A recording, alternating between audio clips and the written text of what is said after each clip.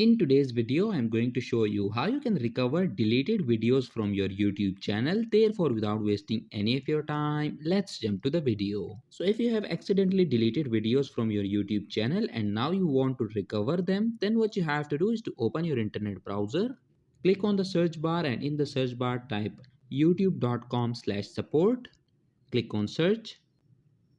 Now at the top left corner of your screens, you will see these three horizontal lines. So click on it, scroll down and click on submit a feedback, then click on next.